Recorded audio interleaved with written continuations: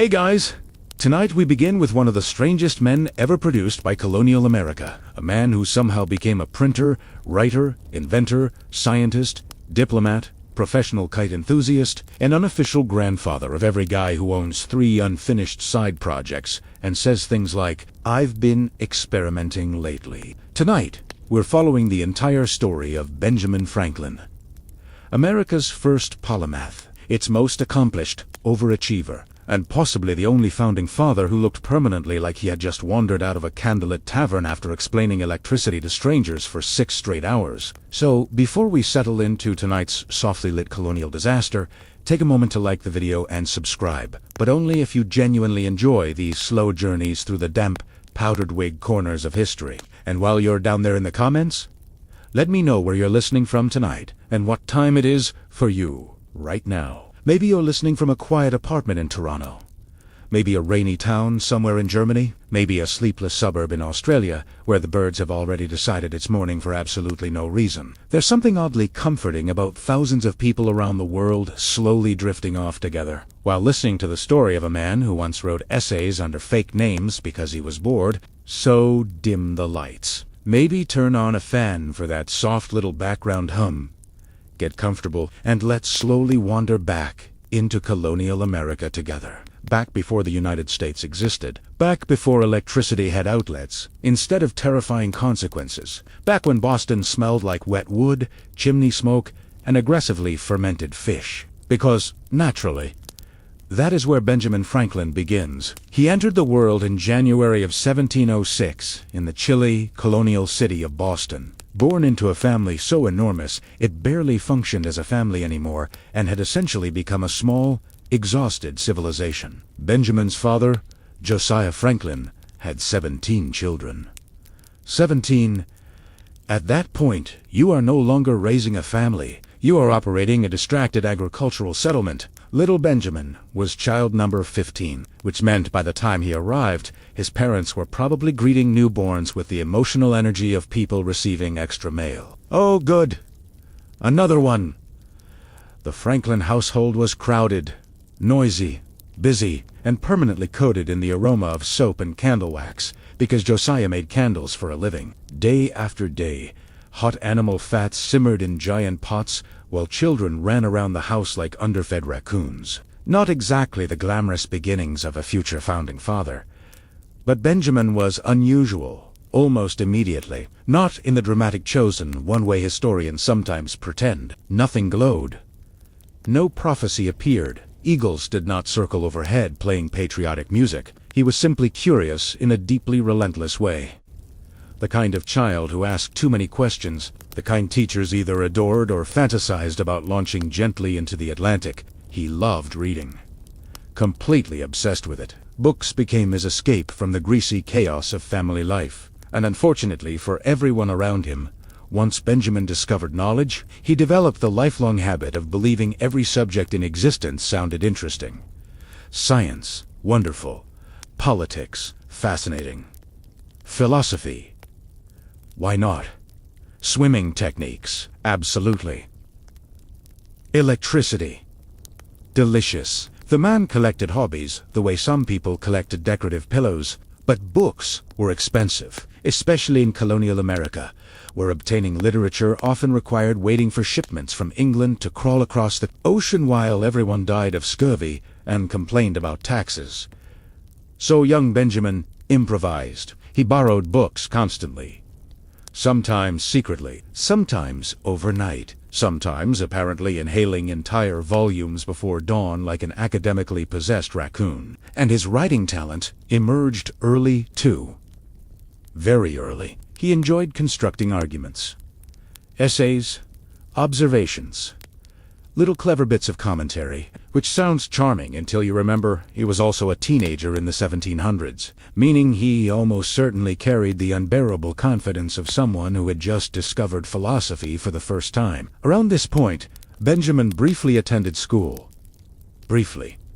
Because the Franklin family had approximately $7.17 children, formal education ended for him at age 10. Today, that is roughly the age, children begin arguing with teachers about why homework violates their constitutional rights. But for Benjamin, School was over. Time to work. His father first tried placing him in the candle-making business. Benjamin hated it immediately, which is understandable. Imagine spending your adolescence ankle-deep in melted animal fat while your father explains wick management for the 5th consecutive hour. So eventually, Benjamin escaped the candle vats and ended up apprenticed to his older brother James, a printer, and this changed everything. Printing shops in colonial America were chaotic little information factories. Ink everywhere, metal type scattered around, pamphlets piling up like intellectual snowdrifts, political arguments erupting every 7 seconds.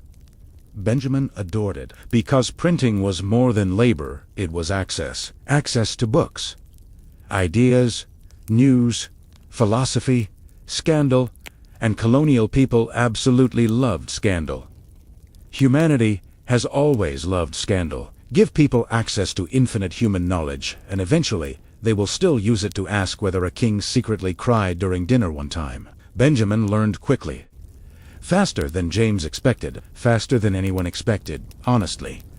But there was a problem. Young Benjamin Franklin was irritatingly talented, and his older brother knew it. James Franklin had started a newspaper called the New England Courant, one of the more rebellious papers in the colonies. It criticized authority, mocked politicians, questioned religious leaders. Basically, the 18th century equivalent of someone aggressively quote-posting local officials online at 2 in the morning. Benjamin desperately wanted to contribute articles. James refused, probably because older brothers have maintained a sacred tradition across all of human history of becoming instantly hostile whenever younger siblings show competence. So Benjamin did something extremely Benjamin Franklin. He invented a fake identity. A middle-aged widow named Silence Doggood. Of course, he did. Young Benjamin secretly wrote humorous essays pretending to be this fictional widow, then slipped them under the print shop door at night. And readers loved them. Absolutely loved them. The essays were witty, observant, sarcastic, clever. Silence Doggood commented on society, religion, education, and human stupidity with calm amusement. Colonial readers became obsessed. Some apparently even proposed marriage to the fictional widow, which must have been deeply awkward for everyone involved. Eventually, James discovered the truth, and instead of reacting with pride and brotherly affection, he became furious. Again. Older brother tradition. Their relationship deteriorated rapidly after that. Arguments, resentment, control issues, the usual apprentice experience, but with extra colonial bitterness. And Benjamin, who already possessed the confidence of a man destined to explain things to everyone forever, decided he was done. At 17, he ran away, which was technically illegal for apprentices at the time. So Benjamin Franklin, future statesman, inventor, philosopher, ambassador,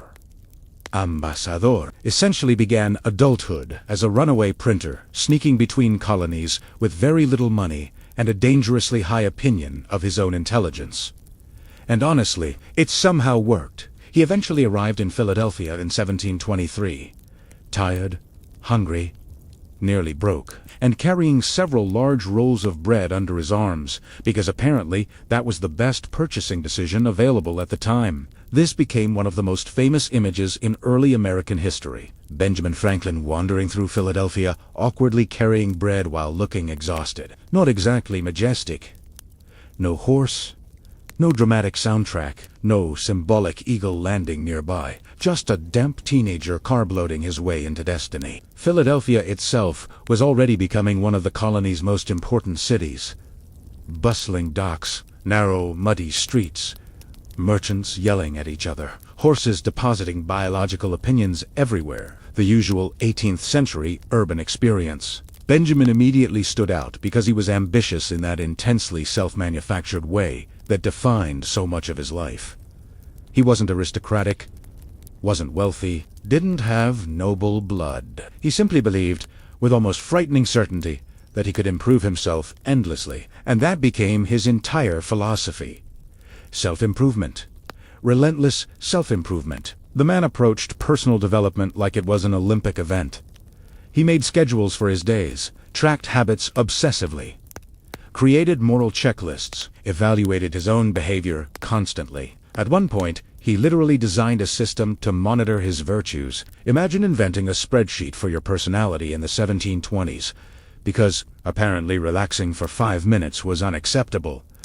But people liked him, or at least found him fascinating. He was sociable, funny, curious, clever without being completely unbearable, which is honestly impressive for someone so obviously aware of his own intelligence. And he worked constantly. Printing by day, reading by night, writing whenever possible. He eventually caught the attention of Pennsylvania Governor Sir William Keith, who promised to help young Benjamin establish his own printing business. Benjamin believed him. This turned out to be a mistake, because Sir William Keith was one of history's many deeply confident administrators whose primary skill involved making promises with absolutely no plan to fulfill them. Still, Benjamin sailed to London, expecting support, and discovered upon arrival that Keith had basically ghosted him internationally. No funding, no letters of credit, no business arrangements, just vibes. So suddenly Benjamin Franklin was stranded in London as a teenager with little money, which sounds stressful, but for Benjamin, it also sounded educational. Naturally, he worked in printing houses there and absorbed everything around him. London was enormous compared to colonial cities. Loud, crowded, dirty beyond imagination, a sprawling machine of commerce, coffee houses, debate, and astonishing smells. And Benjamin loved observing people. Always observing how they talked, worked, argued, pretended to be important. He studied human behavior constantly with the detached amusement of someone watching pigeons fight over breadcrumbs. He also developed several habits in London that would follow him forever, including his love of coffee houses. Coffee houses, in the 18th century, were basically the internet, with worse hygiene. People gathered there to debate politics, exchange news gossip recklessly, and behave as though every opinion deserved immediate publication. Benjamin fit in perfectly. He spent time discussing philosophy, science, economics, morality, and whatever else happened to drift into conversation. Because if there was one thing Benjamin Franklin truly loved, it was talking about ideas, preferably for extremely long periods of time. And soon enough, after years abroad, Benjamin returned to Philadelphia. Older now, smarter, more experienced, still deeply ambitious. Still carrying the energy of a man who would absolutely invent bifocals simply because squinting annoyed him personally. And as we continue tonight, Benjamin Franklin is about to begin the long transformation from runaway printer into one of the most recognizable men on Earth.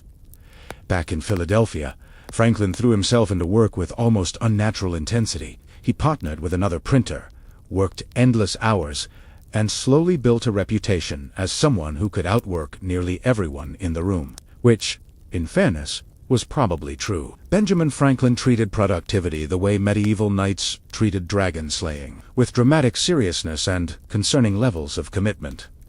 He eventually opened his own print shop, and unlike many dreamers of the 18th century, Franklin actually understood business, which already separated him from approximately 80% of ambitious men wearing wigs at the time. His newspaper, the Pennsylvania Gazette, became wildly successful. Franklin filled it with essays, jokes, commentary, advertisements, gossip, practical advice, and the occasional reminder that colonial society was held together mostly by mud and optimism.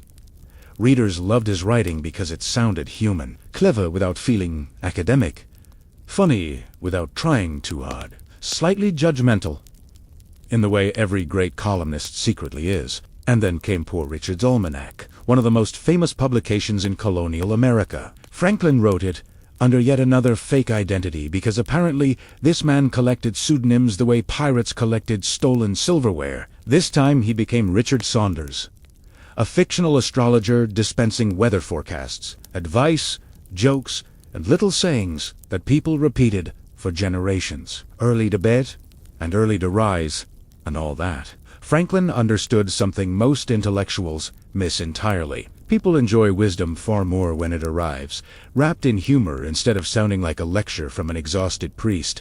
The almanac sold constantly. Farmers bought it, merchants bought it. Families passed it around. Colonial Americans basically treated it like a yearly survival manual written by the funniest man in town. And Franklin became wealthy, not aristocrat wealthy, not European palace wealthy, but successful enough to climb far beyond the candle-wax chaos of his childhood, which mattered enormously to him. Benjamin Franklin adored the idea that ordinary people could improve themselves through discipline, education, and relentless effort. He practically turned self-made success into a personal religion. Of course, because he was Benjamin Franklin, simple business success was nowhere near enough stimulation. The man immediately began collecting additional projects like a colonial, multi-tool powered entirely by caffeine and curiosity. He founded discussion clubs, organized intellectual societies, helped establish libraries, promoted civic improvements, suggested better street lighting because, apparently, darkness itself annoyed him personally. Franklin looked at Philadelphia the way some people look at unfinished home renovation projects. I could improve that. Also that, and probably that entire system over there. One of his most important creations was the Library Company of Philadelphia. Because books remained expensive, Franklin helped create a shared subscription library where ordinary citizens could borrow reading material collectively, which sounds normal today. But at the time, it was revolutionary. Franklin essentially helped democratize knowledge for colonial Americans who previously had limited access to books unless they were wealthy or unusually determined thieves. And his fascination with science kept growing, especially electricity. Now, 18th century electricity was less useful household utility and more terrifying invisible sky magic. Scientists across Europe were experimenting with static electricity using spinning glass tubes, sparks, metal rods, and what looked suspiciously like elaborate wizard equipment. Naturally, Franklin became obsessed immediately. He performed experiments constantly, sometimes carefully, sometimes with the reckless confidence of a man who believed curiosity itself counted as safety equipment. And eventually, we arrive at the famous kite experiment, the story every schoolchild hears. Benjamin Franklin standing in a thunderstorm flying a kite because apparently self-preservation briefly left the building. To be fair, Franklin probably was not trying to electrocute himself directly. Historians believe the experiment has been simplified dramatically over time. But still, intentionally interacting with lightning remains an aggressively bold hobby choice. The experiment helped demonstrate that lightning and electricity were related phenomena, which was an enormous scientific breakthrough at the time. Franklin suddenly became internationally famous. And honestly, imagine explaining that sentence to someone in 1700. Yes, the candlemaker's son from Boston became globally respected because he bothered the sky with a kite. Franklin's scientific reputation exploded across Europe. Universities honored him. Intellectuals admired him. Scientists corresponded with him. The colonies suddenly possessed a celebrity genius with spectacles and permanent slightly amused grandfather energy. He also invented practical devices constantly. The lightning rod, Franklin's stove, improvements, bifocals, flexible catheters, swim fins. The man behaved like someone speedrunning side quests in real life. And unlike many inventors, Franklin rarely patented his creations. He believed useful inventions should benefit everyone freely, which is either deeply noble or evidence that he simply enjoyed moving on to the next idea too quickly to file paperwork. Meanwhile, politics slowly crept into his life. At first, Franklin viewed himself more as a practical civic thinker than a revolutionary. He wanted the colonies to function efficiently. He wanted cooperation, stability, organization. But the relationship between Britain and the American colonies kept deteriorating. Taxes increased. Arguments intensified. Parliament made decisions affecting colonists who had no representation, which tends to irritate people historically. Franklin spent years in London acting as a colonial representative, and for a while, he genuinely hoped compromise remained possible. He still considered himself proudly British in many ways. But over time, he became increasingly frustrated by how dismissively British officials treated the colonies. Many aristocrats viewed Americans as provincial troublemakers with muddy boots and excessive opinions, which, to be fair, was not entirely inaccurate, but it also deeply offended Franklin, who had spent decades proving colonial intellect could rival Europe's best minds. Then came the Hutchinson Letters affair. Franklin leaked private letters from a colonial governor, suggesting stronger British control over the publication caused outrage on both sides of the Atlantic. British authorities publicly humiliated Franklin for his role in the scandal. During one infamous hearing, officials basically treated him like an untrustworthy backwoods schemer, standing awkwardly in borrowed clothing. Franklin never forgot that humiliation.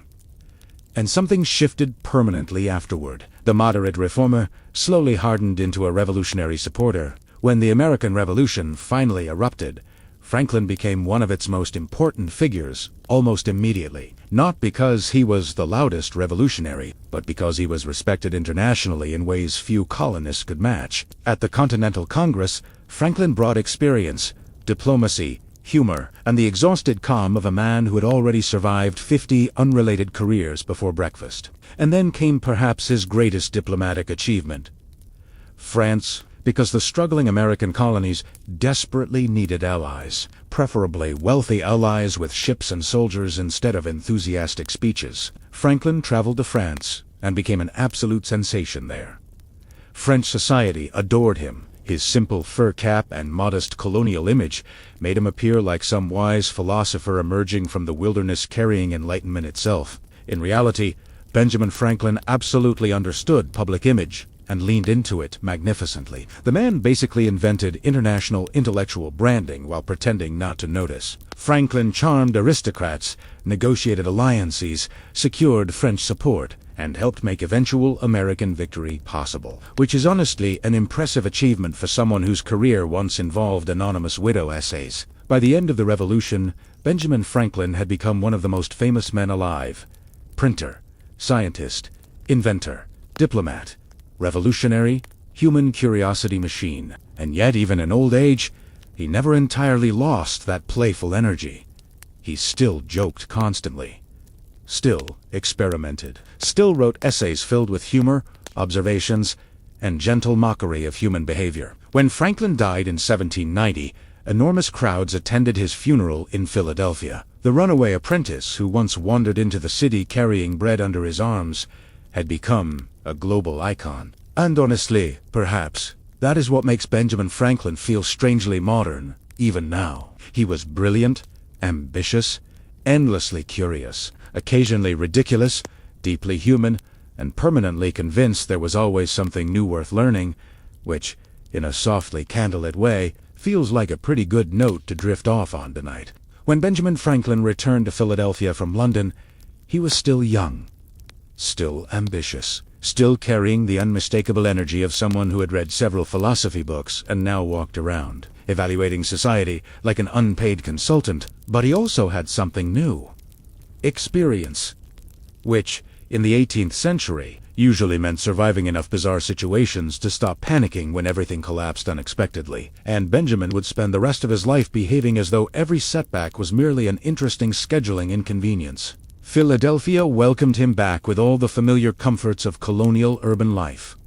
Mud everywhere, wood smoke drifting through narrow streets, church bells constantly interrupting people's naps, and approximately 6,000 diseases floating gently through the air at all times. The city itself was growing rapidly. Merchants, printers, dock workers, politicians, craftsmen, philosophers, and deeply suspicious geese all crowded together along the busy streets near the Delaware River. It was imperfect, messy, loud.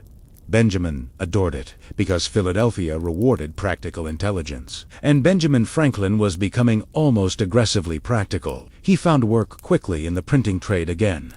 Naturally, but unlike many people around him, Benjamin didn't simply want employment. He wanted influence.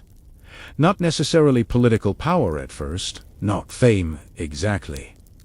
More like intellectual gravity. He wanted to become the kind of person around whom conversations naturally formed. And honestly, he succeeded disturbingly well. Around this period, Franklin formed a discussion group called the Junto, which sounds mysterious and dramatic, but was essentially a club for ambitious men who enjoyed debating philosophy, morality, science, business, and civic improvement, while probably drinking alarming quantities of coffee. The members discussed everything. Should cities improve public libraries? How can ordinary people become more educated? What causes poverty? Can society be improved through practical organization? Very calm questions.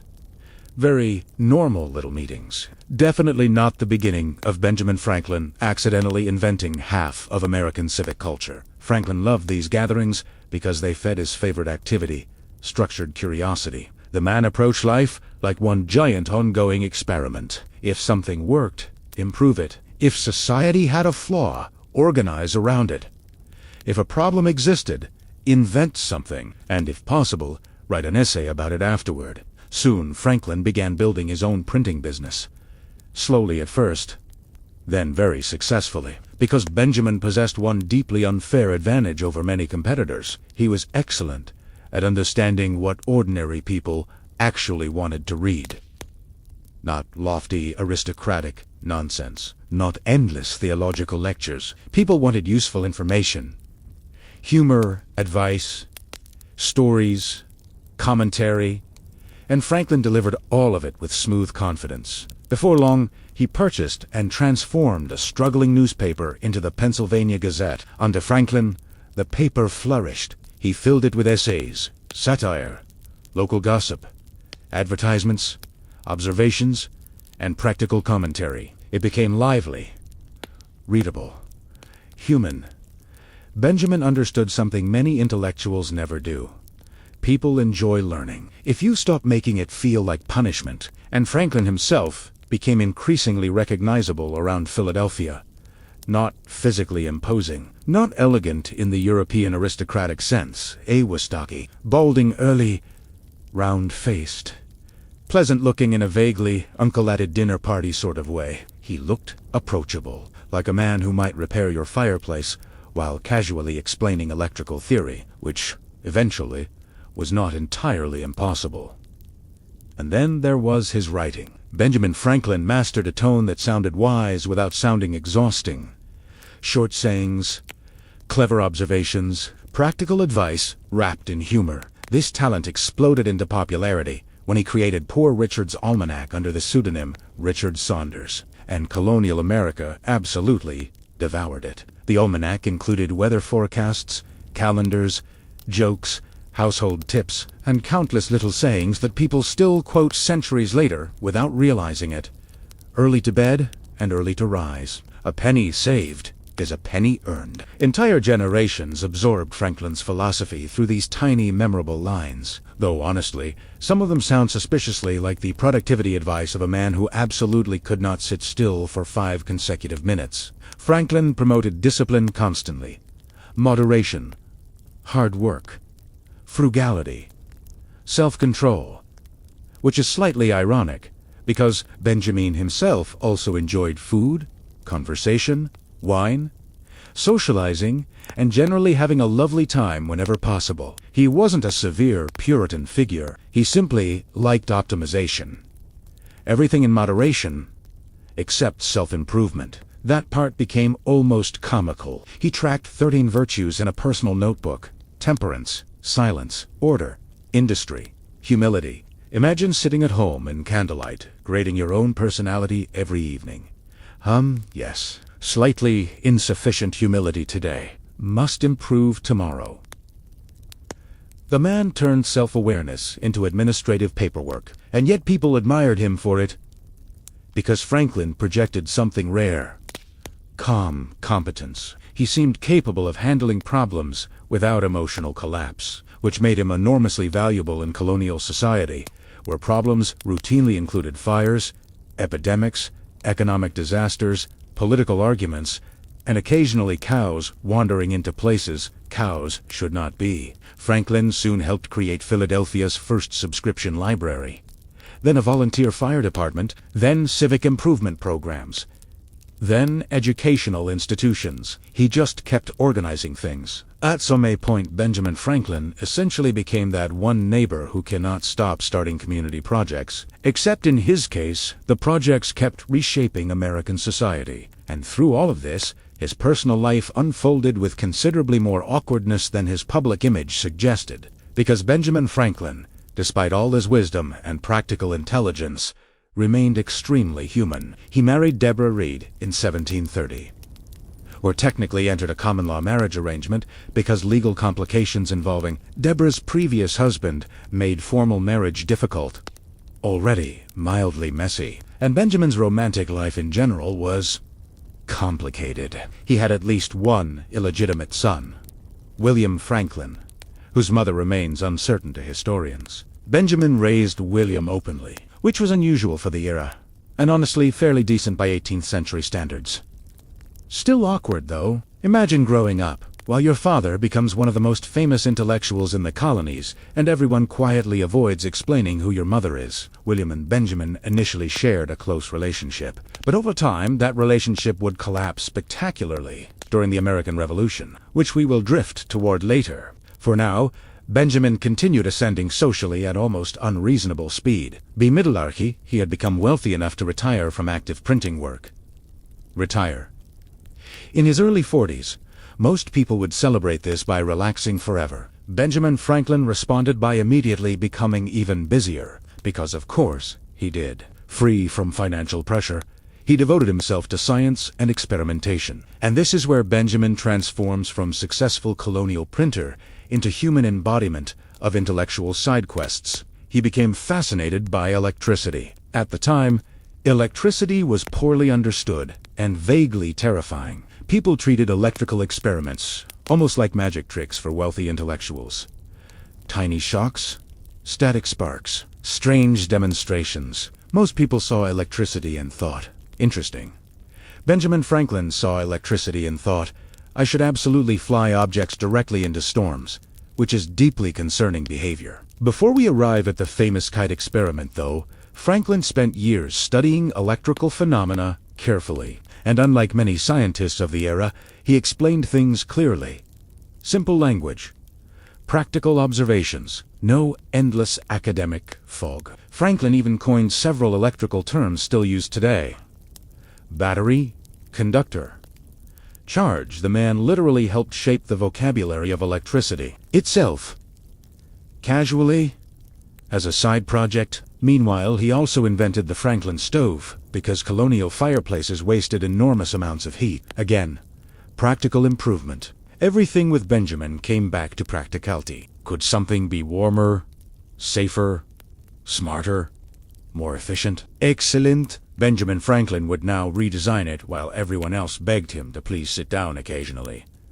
And then came the kite. The famous kite experiment in 1752 became one of the defining images of Franklin's life. Though modern retellings often make it sound much more cinematic than reality. People imagine Benjamin dramatically standing atop a hill while lightning explodes around him like an action movie poster. In truth, Franklin was careful. Still reckless by modern standards, obviously, but careful reckless. He flew a kite during a thunderstorm to demonstrate that lightning was electrical in nature. A key attached to the kite collected electrical charge from the storm clouds, and remarkably, survived, which is fortunate because several later experimenters attempting similar demonstrations very much did not survive. Electricity, it turns out, strongly discourages amateur enthusiasm. Franklin's experiment made him internationally famous. Suddenly, European scientists and intellectuals knew his name. A printer from colonial America, a place many Europeans still viewed as muddy provincial wilderness,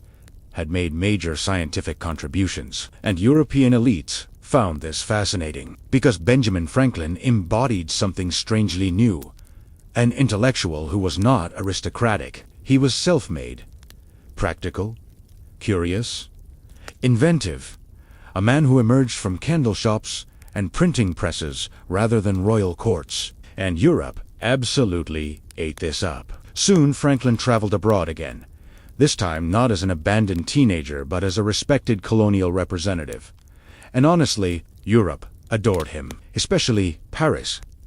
The French, in particular, became mildly obsessed with Benjamin Franklin, partly because of his intelligence, partly because Americans seemed charmingly rustic, and partly because Franklin carefully cultivated an image that made him appear like the wise philosopher grandfather of the wilderness. He wore simple fur hats, plain clothing, minimal aristocratic decoration, which was extremely strategic. French elites looked at Franklin and saw authenticity. Meanwhile, Benjamin was absolutely savvy enough to know exactly what image he was selling. He was performing simplicity very effectively, and yet beneath the calm public persona, Franklin remained deeply ambitious. Not greedy exactly, but eager for significance. He wanted to matter historically, and by the 1760s and 1770s, history itself was beginning to accelerate around him. Tensions between Britain and the American colonies were growing steadily worse. Taxes, representation, disputes, imperial control. The colonies grew restless, Britain grew stubborn, and Benjamin Franklin, once a loyal British subject who admired the empire deeply, slowly found himself pulled toward revolution. Reluctantly at first, then completely. At first, Franklin genuinely believed compromise remained possible. He respected British institutions, admired British science, loved British culture. But he also believed the colonies deserved dignity and representation, which sounds reasonable now, but felt alarmingly rebellious to many officials in London. British authorities often viewed colonists as provincial dependents who should quietly obey imperial decisions without endless complaining. Unfortunately for them, Americans specialized in endless complaining, and Benjamin Franklin was especially dangerous because he complained intelligently, calmly, persistently, with facts, which is much harder for governments to ignore. Franklin spent years in London acting as a colonial agent representing Pennsylvania and other colonies. He attended meetings, negotiated disputes, and tried to smooth tensions between Britain and America. For a long time, he hoped cooler heads would prevail, which is historically adorable in hindsight, considering the British Empire and the American colonies were both rapidly approaching full emotional meltdown. Meanwhile, protests increased across America. Colonists objected to taxes like the Stamp Act and Townshend Acts. Crowds rioted, merchants boycotted goods. Political anger simmered everywhere.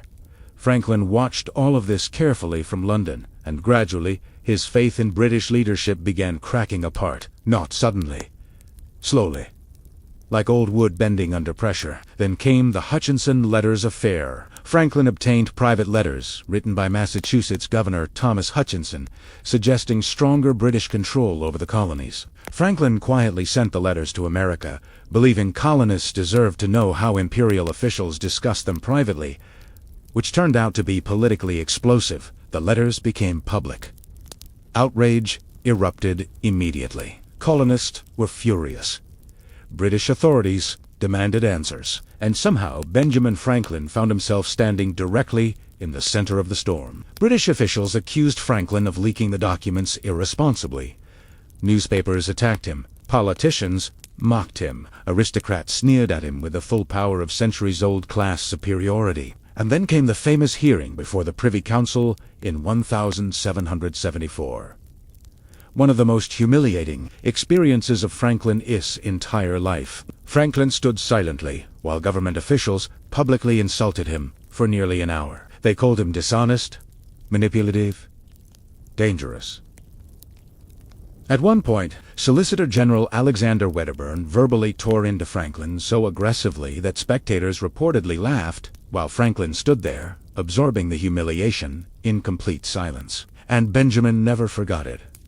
Not the insults, not the mockery, not the realization that many British elites would never truly respect Americans no matter how accomplished they became. Something hardened inside him afterward. The loyal imperial reformer quietly began disappearing. In his place emerged something far more dangerous to Britain. A committed revolutionary intellectual. Franklin left London soon afterward and returned to America. But he returned changed. Less hopeful, less trusting, more certain that compromise was dying rapidly. Meanwhile, the colonies edged closer to war. Tensions exploded in Massachusetts. Soldiers, militias armed themselves. Political pamphlets spread fury like wildfire through taverns and meeting halls. And Benjamin Franklin, printer, inventor, scientist, civic organizer, international celebrity grandfather figure, drifted steadily toward rebellion alongside the rest of colonial America, which is honestly one of history's strangest career evolutions. Imagine explaining to someone in Boston back in 1706 that the candlemaker's 15th child would someday help dismantle the British Empire. At this point, Franklin was already elderly by 18th century standards, yet somehow he remained endlessly active. Writing, negotiating, organizing, advising, the man approached old age the way he approached everything else, as a logistical challenge requiring efficient management and possibly an essay. Soon, the first shots of the American Revolution would echo across Lexington, and once war truly began, Benjamin Franklin's international fame would become one of the colony's greatest weapons. Because muskets mattered, armies mattered, supplies mattered. But diplomacy mattered too, especially when fighting the most powerful empire on Earth. And Benjamin Franklin possessed something no other, revolutionary, quite matched, worldwide credibility. European intellectuals admired him. Scientists respected him. Politicians recognized him instantly. He was not merely a colonial rebel. He was Benjamin Franklin, the famous inventor, the philosopher, the electrical wizard with spectacles and endless opinions. Soon, France itself would become deeply important to the American cause. And Benjamin Franklin, old, brilliant, charming, and endlessly strategic, would become the Revolution's most valuable diplomat. But before powdered wigs begin negotiating international alliances across candlelit Parisian salons, before Franklin charms the French monarchy into helping finance a revolution against Britain, there is still a war to survive first. So, settle in again. Maybe shift on to the cooler side of the pillow, and let us slowly continue into the strange, candlelit unraveling of the British Empire, and the old inventor quietly drifting toward rebellion. Let's start in the soft glow of oil lamps somewhere in the provinces, where the air still smelled of smoke and fear, because why not begin at the end of the battle when everyone else has already moved on to the next chapter in the history books? Asterisk.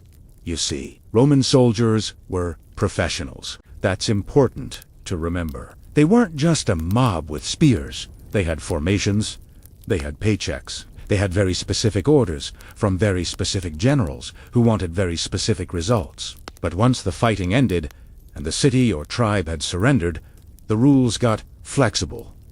Not officially, of course. Rome liked to pretend it was civilized. But in practice, especially in the Republican years, and even into the early Empire, there was an understanding that the men who had risked their lives deserved something for their trouble. Asterisk. Let's float over to one of those nights. Imagine a hill town in Gaul or a dusty settlement in Spain. The legionaries have marched all day. They've formed their lines, thrown their pila, crashed into the enemy shield wall, and now the sun is going down. The commander has accepted the surrender. The local king or chieftain is probably kneeling in the dirt, offering his children as hot, and somewhere nearby, his wife or daughters are watching all of this happen. Asterisk, of course, he was offering the children. That was standard procedure. But the wives, that part was more complicated. Asterisk, Roman soldiers, especially the veterans, had seen a lot. Many of them came from poor farming families in Italy. They joined up because land was expensive and life was hard. 20 years of service, if they survived, meant a plot of land somewhere and a little money. In the meantime, they marched, they fought, they got paid irregularly, and they looked for opportunities. After a battle, those opportunities often came in human form. Asterisk, the official policy was that commanders could claim the most valuable prisoners for themselves or for the state. High-ranking women, especially queens or noble women, they could be paraded in triumphs back in Rome, married off to secure alliances, or sold for impressive sums. But the rank-and-file soldiers, they got what was left over. And what was left over was often a lot of people. Asterisk, let's talk about the logistics. Because Rome loved logistics. After a successful siege or battle, the army would divide the spoils. There were professional dealers who followed the lead, merchants, people who knew how to price a healthy young captive versus an older one. Women and children were usually more valuable than men because they were easier to control and had more long-term uses. A strong man might rebel. A woman could be put to work, could bear children, could be used for companionship on those long, cold nights in camp. Asterisk. This wasn't always violent in the dramatic way we might picture. Sometimes it was quiet. Sometimes it was transactional. A soldier might offer a piece of jewelry he'd taken from a dead warrior in exchange for a night with one of the captive women. Sometimes the women themselves, understanding how these things worked, would try to attach themselves to a particular soldier who seemed less cruel than the others. Survival has its own logic. Asterisk. Now, let's ease into some specific cases, because the general picture is one thing, but the personal stories are where it gets interesting in that slow, inevitable way. Asterisk. Take the aftermath of the Second Punic War.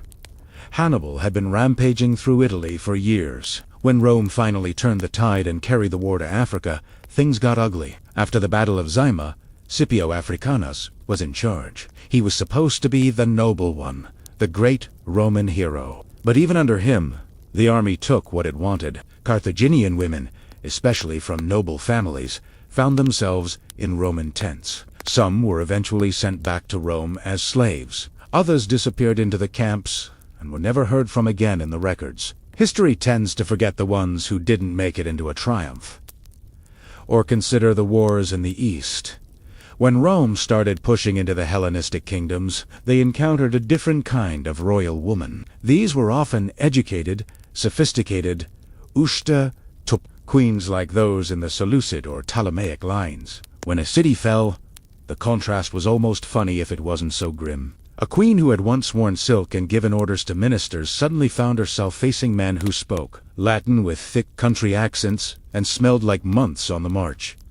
Asterisk. Cleopatra comes to mind, though her story is a little later. She managed to avoid the worst of it by being extremely good at reading powerful Romans. But think about what happened to her sister, captured, paraded, eventually killed, or the many less famous Ptolemaic and Seleucid princesses who weren't as lucky or as clever. When Roman generals like Pompey or Antony moved through the East, they collected royal women the way other men collected coins. Asterisk. The snarky part of me wonders sometimes if you were a conquered queen, what would you even do? Your husband is dead or captured. Your city is burning. The men coming through the gates don't care about your bloodline or your education. They care that you're there, and they're tired and victorious. Some queens tried diplomacy. Some tried seduction. Some just endured.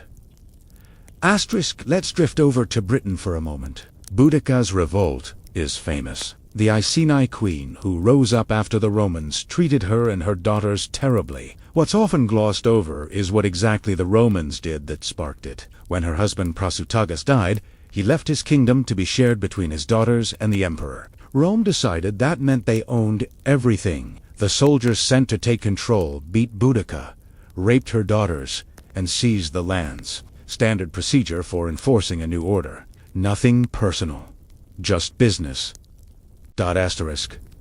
The irony, of course, is that Boudica herself became the nightmare for other British tribes that stayed loyal to Rome. When her army swept through, they did similar things to Roman settlers and their families. War has this way of cycling the same cruelties around.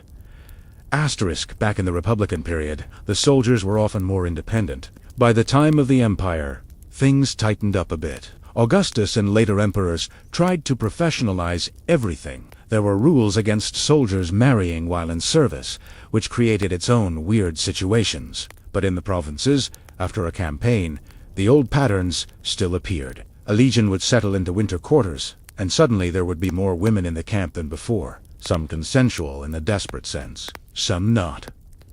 Asterisk. The children born from these encounters are another quiet tragedy. Many grew up as slaves or auxiliaries. Some, if they were lucky, might be recognized by their fathers and given some status, but most simply became part of the vast underclass that kept the empire running. The great marble buildings in Rome weren't built by senators. They were built by people whose mothers had once been free women in distant lands. Asterisk. Let's pause here for a second and consider the emotional side. Imagine being a queen or a noblewoman who had grown up with servants, poetry, fine clothes. One day you're managing estates and attending ceremonies. The next day you're in a tent that smells of leather and sweat, listening to men laugh in a language you barely understand. Some adapted and survived. Some didn't. The ones who didn't rarely made it into the histories unless their suffering served a political point. Asterisk, there's a certain sadness in how routine it all became. The Roman army didn't see itself as monstrous. They saw themselves as bringers of order. The Pax Romana had a price, and that price was often paid by the women of the conquered peoples. Yet Rome also absorbed those women and their cultures. Many later emperors had provincial blood. The line between conqueror and conquered got blurry over generations. Asterisk will continue this thread in the next part. We still have to talk about what happened to specific royal women after particular battles, the role of triumph processions, the long-term fates of these captives, and how the later empire tried to put a more respectable face on things while still doing basically the same stuff. Asterisk for now. If your eyes are getting heavy, that's perfect. Let the details wash over you like a slow river. The oil lamps are flickering lower. The soldiers are settling down for the night somewhere in a conquered province, and the wheel of history keeps turning in its quiet, relentless way. Was along, grinding siege in the 2nd century BC.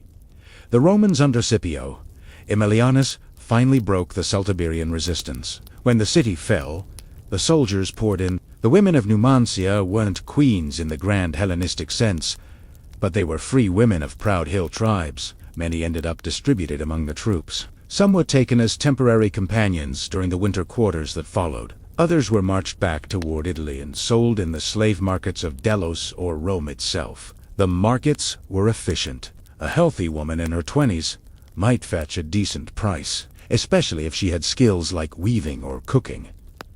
Asterisk, the snarky truth is that Roman soldiers weren't exactly known for their refined tastes after months in the field. These were men who ate hardtack and sour wine, who slept in leather tents, and who measured status by how many campaigns they'd survived. So when a local noblewoman with braided hair and calloused hands from farm work entered their world, it was less fairy tale and more blunt transaction.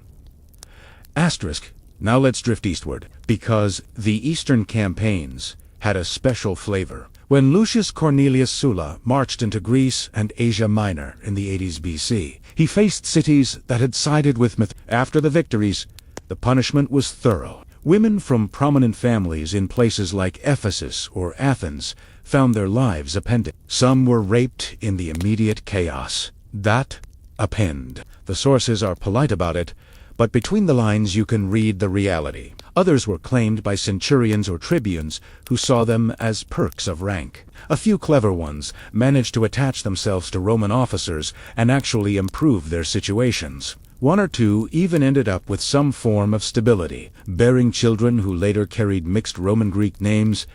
Asterisk. It's almost funny, in a dark way. A woman raised to pour libations to Athena, suddenly learning to cook porridge the way a Roman from Campania liked it. Adaptation or survival? Probably both. Asterisk, let's talk about the triumphs themselves, because those parades back in Rome were the public face of all this private meet. When a victorious general entered the city, the procession was carefully staged. Captive kings and queens were displayed in chains. Think of the famous image of Vercingetorix being paraded before Caesar. But women were there too. Cleopatra's sister, Arsinoe, was marched in Caesar's triumph. She walked behind the chariot, probably in fine clothes chosen to show off her royal status while still making it clear she was defeated. The crowd loved it. Of course, they did. Romans enjoyed spectacle the way modern people enjoy slow TV. Asterisk after the triumph, the fates diverged. Some high-ranking captives were executed if they were politically dangerous.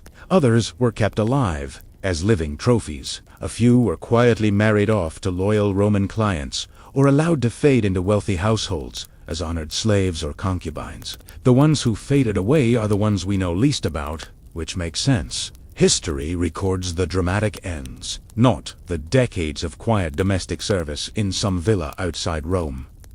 Consider the Jewish wars under Titus and Vespasian. After the fall of Jerusalem in 70 AD, the spoils were enormous. Thousands of prisoners. Among them were women from priestly families and local nobility. The Arch of Titus in Rome still shows the menorah being carried away, but it doesn't show the people. Many of those women and children were sold throughout the empire. Some ended up in gladiatorial training schools as servants. Others became part of the households of wealthy senators. The genetic mixing that resulted is part of why the later Roman population looked so different from the early Republican one. The soldiers themselves often formed semi-permanent arrangements. Even though legionaries were officially banned from legal marriage during service, many had unofficial wives in the canabae, the civilian settlements outside the forts. After a campaign, a soldier might pick a captive woman and bring her into that world. She would cook, mend clothes, bear children, and provide the kind of comfort that 20 years away from Italy made necessary. Some of these relationships lasted. When the soldier retired and received his land grant, the woman might officially become his wife. Their sons could join the auxiliaries and eventually gain citizenship. It's a strangely domestic picture. Once you sit with it long enough, the same man who had stormed a city wall might later argue with his captive-turned-partner about whether the barley was properly soaked. Life has a way of becoming ordinary even after extraordinary violence. Let's ease into the later empire period, because things shifted a bit. By the time of Trajan and Hadrian, the army was more professional, more regulated. The emperors tried to present Rome as a civilizing force rather than just a conquering one. Official policy discouraged random abuse of prisoners, but old habits die hard, especially in distant provinces. During Trajan's Dacian Wars, for example, many Dacian women and children were taken. Some were settled in new colonies as laborers. Others disappeared into the military households along the Danube frontier. The personal stories that survive are fragments. A queen or noblewoman who once rode horses across her tribal lands, now learning Latin commands. A woman who knew the names of her ancestors back 10 generations, now reduced to being known as the Gaul or the Syrian in some legionaries' quarters. There's an ironic contrast here that always strikes me as particularly. These soldiers fought under eagles and standards that symbolized Roman greatness, discipline, and eternal order. Yet in the nights after battle, their behavior looked remarkably similar to the barbarians they claimed to be superior to. Some desires, same power dynamics, just organized with better paperwork. We'll keep drifting in the next part. There's still more to cover about particular royal women who navigated these situations with varying degrees of success or failure. The children who grew up between two worlds, how Christianity eventually changed some of the practices, and the long, slow decline where the roles sometimes reversed and former. Roman women found themselves on the other side of conquest. For now, if your mind is starting to wander and the words are blending together like warm honey, that's exactly right. Let the details of these old camps and conquered towns settle softly. The fires are burning lower. The sentries are walking their rounds. And somewhere in a quiet province, a former queen is staring at the stars wondering how her life became this. Let's float over to the aftermath of Caesar's campaigns in Gaul. Vercingetorix gets all the attention in the books. But think about the women around him, the wives and daughters of the Gallic chieftains who had joined the rebellion. After Alesia fell, the legions divided the spoils methodically. Some noble Gallic women were sent to Rome for potential political marriages. Others stayed closer to the legions. There are hints in the scattered records of Gallic women bearing children to Roman officers. Those children grew up speaking a mix of languages, learning to ride like their mothers and march like their fathers. They became part of the auxiliary forces that kept the borders secure. The irony sits there softly, the conquered helping to conquer the next wave. Asterisk. The personal quirks of these arrangements could be strangely human. A soldier from rural Italy might insist on his captive partner preparing food exactly the way his mother did back home. She, perhaps from a tribe that valued different spices or methods, would adapt or quietly resist in small ways. Over time, some of these pairings developed a worn-in comfort. Not love in the poetic sense, but a practical partnership where both sides understood the rules. He provided protection. She provided stability in a life of constant movement. Asterisk. Drifting further along the timeline. Consider the Jewish revolt we touched on lightly before. After Jerusalem, the Flavian emperors made a show of mercy for some high-status captives, while selling thousands of others. A few women from elite priestly families ended up in Roman households in Italy. They brought knowledge of herbs, weaving techniques, or even medical practices that Roman matrons found useful. One can imagine a former Judean noblewoman quietly teaching a Roman household new ways to manage a kitchen while remembering the temple she would never see again. The contrast between her old life of rituals and the new one of practical service feels like the slow drip of history wearing everything smooth. Asterisk. Now let's ease into the Cleopatra circle, because her story and the ones around it have that Hellenistic polish that makes the whole thing feel almost theatrical. Cleopatra herself played the game masterfully, aligning with Caesar and then Antony, but the women connected to her weren't so fortunate. Her sister Arsinoe, as we mentioned, was paraded and later killed on Cleopatra's request to remove a rival. Other Ptolemaic women, cousins and aunts, in that famously tangled family tree, faced similar displacements when Rome tightened its grip on Egypt. Some found themselves in the households of Roman governors, translating documents or managing estates with the administrative skills they had learned in Alexandria. The snarky observation here is that these queens and princesses, products of centuries of inbreeding and court intrigue, suddenly had to deal with blunt Roman soldiers who cared more about loyalty and efficiency than bloodline purity. The old dynastic weirdness met the new imperial practicality. Asterisk, of course, the Eastern queens often tried diplomacy first. They understood power. A Seleucid princess captured during the wars against Antiochus might offer intelligence on remaining resistance in exchange for better treatment. Some succeeded in carving out tolerable lives. Others failed. Their stories disappear into tax records or household inventories. One Syrian woman, age approximately 28, with 2 children. The empire ran on such quiet entries.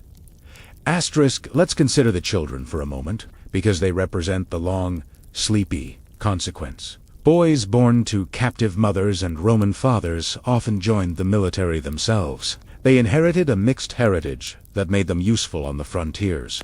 Girls might marry into local settler families or continue in service roles. Over generations, the bloodlines blended so thoroughly that distinguishing Roman from provincial became almost meaningless. The emperors themselves started reflecting this. Trajan had Spanish roots. Hadrian loved Greek culture. The later Severan dynasty brought North African and Syrian influences. The conquered had quietly moved into the center. Asterisk. By the time we reached the later empire, around the 3rd and 4th centuries, the patterns shifted again. The army was more diverse. With many recruits already from frontier regions, Christianity began to spread, bringing new ideas about mercy and the treatment of captives. Some emperors issued edicts, trying to regulate the worst excesses after battles. But old habits lingered, especially during the chaotic civil wars and barbarian incursions. When Alaric sacked Rome in 410, the roles reversed in a way that must have felt poetic to those who remembered earlier conquests. Roman women, including those of noble families, faced the same uncertainties their ancestors had imposed on others. The wheel turns slowly, but it does turn. Asterisk. There's a gentle tragedy in how personal it all remained. A queen who once commanded respect in her court might spend her later years teaching her grandchildren Latin verbs or Roman gods, alongside her own cultural stories. Some probably never fully adjusted. Others created hybrid lives that worked well enough. The sources rarely record their inner thoughts, so we're left with the outlines.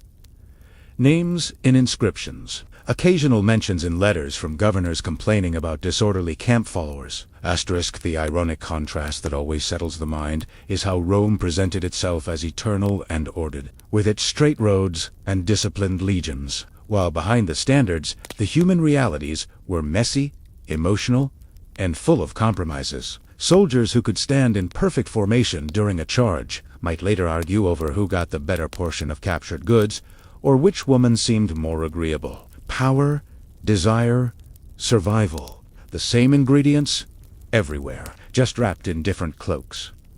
Asterisk, as we near the end of this long ramble through those post-battle nights, picture the empire itself growing tired, the borders strained. New groups arrived. The old certainties about who conquered whom blurred into something more complicated. The conquered queens and their descendants had become part of the story of Rome itself, woven in so deeply that the original distinctions faded like smoke from those old campfires. Asterisk, if your thoughts are growing hazy and the details are blending into one long, flowing current, that's the perfect place to be. Let it all drift. The soldiers have long since gone to their rest. The queens have made their quiet accommodations. The oil lamps of history burn lower and lower until only the soft glow remains. Asterisk, thanks for spending these hours with me on this slow journey through the afterglow of Roman victories. The nights they feared most weren't always dramatic. They were often just the beginning of ordinary, adapted lives in a changed world. Sleep well if you're ready. The story can wait until another quiet evening. Somewhere in the long and extremely expensive history of wealthy people making catastrophic romantic decisions, there exists a very special category of disaster. Asterisk, the I married someone wildly. Inappropriate because I was lonely disaster. Asterisk, and tonight's story floats gently into that category, like a silk glove drifting into a puddle of champagne. Asterisk, because this is the story of one of America's richest heiresses, a woman born into old money, so old it practically smelled like mahogany furniture and inherited anxiety. A woman raised among servants, chandeliers, horse stables, private tutors, and enough social rules to emotionally suffocate a small nation. Asterisk, and naturally, she eventually married the butler. Asterisk, because apparently every gigantic mansion eventually turns into a slightly tragic romance novel if you wait long enough. Asterisk, so dim the lights a little. Maybe grab a blanket. Imagine rain softly tapping against giant windows in a mansion full of dusty portraits, where every relative looks vaguely disappointed. And let's wander slowly into the strange and sleepy downfall of the woman once known as Barbara Hutton. Asterisk, as newspapers later called her, the poor little rich girl. Asterisk, which sounds dramatic, but honestly, after hearing her life story, you do start to think the title was unfortunately accurate. Asterisk, Barbara Hutton was born in 1912 into the enormous fortune of the Woolworth family, specifically the Woolworth Empire, created by Frank Winfield Woolworth, founder of the famous Van Dime stores that spread across America, selling affordable goods to ordinary people. Asterisk, tiny household items. Cheap products, everyday necessities, and somehow all of that combined into one of the largest fortunes on earth, which feels unfair. Honestly, imagine buying a comb and accidentally funding a dynasty. Barbara's grandfather became unimaginably wealthy during the late 19th and early 20th centuries. By the time Barbara arrived, the family fortune was already enormous enough to make ordinary millionaires look financially nervous. Asterisk. But despite all the money, Barbara's childhood was less storybook princess and more emotionally abandoned decorative object. Asterisk. Her mother, Edna Woolworth Hutton, was glamorous, unstable, and deeply unhappy. Her father, Franklin Laws Houghton, was a powerful Wall Street broker who spent most of his time working or socializing among New York's elite. Asterisk. And almost immediately, Barbara learned one of history's oldest aristocratic lessons. Asterisk. Money can purchase literally everything except a peaceful family dinner. Asterisk. Her parents fought constantly. The marriage deteriorated in spectacular rich people fashion. There were affairs, emotional distance, icy silences, and enough tension to make every servant in the household quietly walk faster. Asterisk. Then came the event that permanently scarred Barbara's life. Asterisk. When Barbara was only 5 years old, her mother died by suicide. Asterisk. And already the story takes on that particular sadness common among old money families, the kind hidden beneath pearls and polished silverware. Asterisk. Barbara discovered her mother's body herself. Asterisk, which is the sort of horrifying childhood memory that quietly follows a person forever, no matter how many castles they later purchase. Asterisk, and Barbara would purchase several. Asterisk, because grieving in elite society often involved doing absolutely nothing emotionally useful while continuing to host elaborate dinners. Asterisk, after her mother's death, Barbara became even more isolated. She was raised mostly by servants, governesses, tutors, and distant relatives, who treated her less like a child and more like a fragile investment portfolio with feelings. Asterisk, she grew up inside giant mansions filled with antiques and loneliness. Asterisk, which sounds poetic until you realize it was actually miserable. Asterisk. Now, one thing about old money America during the early 20th century is that wealthy families lived inside an almost absurd social system. Every dinner, every friendship, every marriage was carefully observed by society columns and judgmental relatives who behave like unpaid monarchy. Consultants, especially for women, wealthy heiress wasn't really expected to become a person. Asterisk, she was expected to become a wife. Asterisk, preferably a quiet one wearing diamonds. Asterisk.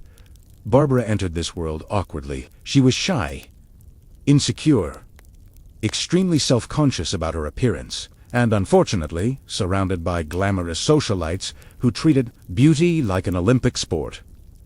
Asterisk, newspapers constantly discussed her wealth. Asterisk, not her personality. Asterisk, not her intelligence. Just her money. By the age of 12, reporters were already calculating how rich she would become once various inheritances fully transferred to her. Asterisk, which is a deeply unsettling way to experience childhood. Asterisk, imagine being 13 and reading headlines, basically saying, local teenager currently worth more than several European economies. Relaxing, very normal. And things became even stranger as Barbara grew older. Because wealth attracts people the same way outdoor lights attract moths. Quietly. Constantly. And often with deeply suspicious intentions. Asterisk, men began circling around her before she was even emotionally mature enough to understand why. Asterisk, some were aristocrats. Some were fortune hunters. Some were genuinely charming. Many were absolutely not. Asterisk, but almost all of them understood one important thing. Asterisk, Barbara Hutton was lonely. Asterisk, and loneliness among the extremely wealthy becomes dangerous very quickly. Asterisk, especially when combined with insecurity. Asterisk, now during 1920s and early 1930s. Barbara emerged into society during the peak age of elite glamour. This was the era of massive parties, glittering jewelry, jazz orchestras, champagne towers, ocean liners, and rich people behaving as though the stock market would obviously remain wonderful forever. Asterisk, which, historically speaking, is usually when disaster is about 15 minutes away. Asterisk, Barbara inherited around $50 million after her grandfather's death. Asterisk, 50 million in the 1930s. Asterisk, adjusted for today, that becomes a level of wealth so gigantic it almost stops sounding real. Asterisk, and naturally society lost its mind. Newspapers obsessed over her. Designers dressed her. Social climbers pursued her. European aristocrats suddenly developed very strong romantic feelings for her bank account. Which happens quite a lot. Actually, asterisk, because one unpleasant truth about old aristocracy was that many titled families were secretly broke. Asterisk European nobles often possessed magnificent castles, ancient bloodlines, 17 portraits of gloomy ancestors, and absolutely no cash. Asterisk America, meanwhile, had cash. Gigantic mountains of cash. So, throughout the early 20th century, there emerged this strange social exchange program where impoverished European aristocrats married rich American heiresses. The Americans gained titles. The nobles gained functioning, plumbing, and financial survival. Everyone pretended it was love. And Barbara became one of the most desirable heiresses on earth. Asterisk, unfortunately, being endlessly desired is not the same as being loved. Asterisk, which Barbara would spend her entire life trying to figure out. Asterisk, her first marriage came in 1933 to Prince Alexis Med, a Georgian prince famous mainly for marrying rich women. Asterisk, always a reassuring sign. Asterisk, Alexis belonged to one of those drifting aristocratic families floating around Europe after the Russian Revolution, surviving mostly through titles, charm, and strategic marriages. He was handsome in the polished continental way wealthy women adored at the time: thin moustache, elegant suits, dangerous levels of confidence. Asterisk, the sort of man who probably entered rooms already assuming someone would eventually hand him money. Asterisk, and Barbara fell for him immediately. Asterisk, because lonely people often mistake attention for safety. Asterisk, their wedding became enormous international news. Newspapers described the jewels, the dresses, the flowers, the guest lists. Society practically vibrated with excitement. Asterisk, and almost immediately the marriage began collapsing. Asterisk, because Alexis spent money at a speed. Cars, parties, travel, gambling, luxuries. He treated Barbara's fortune the way medieval kings treated forests. Asterisk, as something that obviously existed for his personal use. Asterisk, Barbara, meanwhile, desperately tried to keep him happy, which became a recurring pattern throughout her life. Asterisk, she gave people money hoping they would finally love her properly. Asterisk, and tragically, many accepted the first part without bothering much with the second. Asterisk, the marriage lasted only a few years before ending in divorce. Asterisk, but this was merely the beginning. Asterisk, because Barbara Hutton would eventually marry 7 times. Asterisk 7, at a certain point, you do wonder whether someone in the family tried gently suggesting a hobby instead. Asterisk, perhaps, gardening, maybe watercolor painting. Anything except repeatedly marrying emotionally unavailable aristocrats. Asterisk, but Barbara kept searching for affection in the exact places least likely to provide it. Asterisk, and each marriage chipped away at her, emotionally and financially.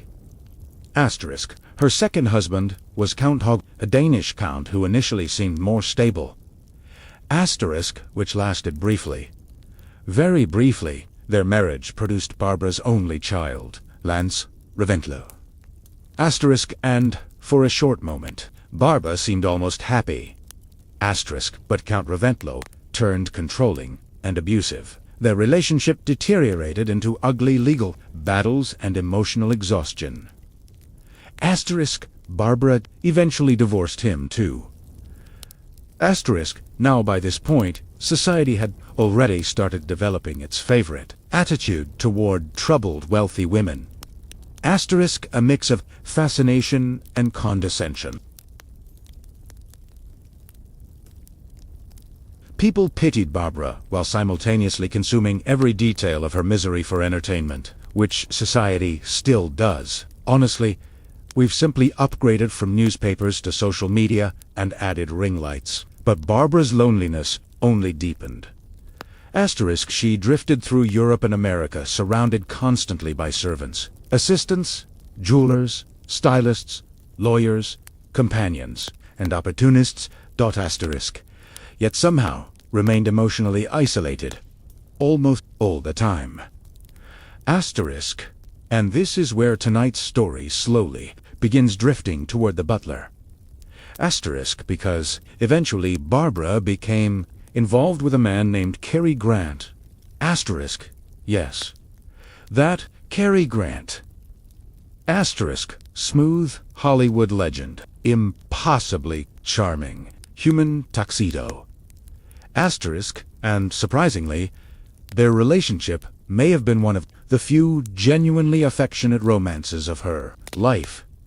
Asterisk. Which feels ironic, considering Hollywood actors were usually considered terrible marriage material by elite society. Asterisk. Grant and Barbara married in 1942. Asterisk. Unlike many men around her, Cary Grant reportedly refused expensive gifts and tried discouraging Barbara's extravagant spending. He actually seemed concerned about her well-being. Asterisk. Which probably confused everyone.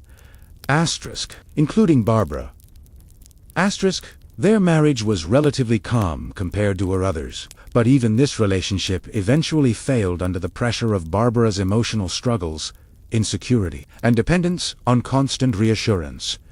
They divorced after only a few years, though unlike most of her Cary Grant remained kind toward her afterward.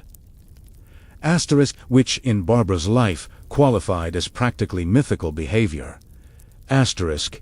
And as the years passed, the pattern continued. More marriages, more extravagant spending. Asterisk. More emotional disappointment. Asterisk. Barbara purchased homes, jewels, art, clothing, yachts, and absurdly luxurious possessions at a pace that made accountants physically ill. Asterisk. She owned one of the largest private jewelry collections in the world. Asterisk. Massive diamonds, historic hymns, necklaces once worn by royalty. Asterisk. At one point she possessed the famous Marie Antoinette Pour because apparently when emotionally spiraling, some people buy scented candles. Asterisk. Barbara Hutton bought artifacts from doomed monarchies. Asterisk. And yet beneath all the glamour, her life remained deeply sad. Asterisk. She struggled with eating disorders long before society properly understood them. She relied heavily on alcohol and pills. Her health deteriorated over time. Asterisk. And the more vulnerable she became, the more dependent she grew on the staff surrounding her. Asterisk. Servants became companions. Employees became emotional anchors, especially one particular employee. Asterisk. A butler named Raymond Doan. Asterisk. And slowly, almost, Barbara began trusting him more than nearly anyone else in her life. Asterisk. Which, given her history with aristocrats and so, honestly, may have been reasonable. Asterisk. Because after decades of titles, glamour, fake affection, and manipulative romances, the quiet man organizing the household probably seemed refreshingly real. At least at first, and unfortunately for Barbara Hutton, at first was often where her best decisions ended. By the time Barbara Hutton reached middle age, her life had become one long procession of elegant disappointments.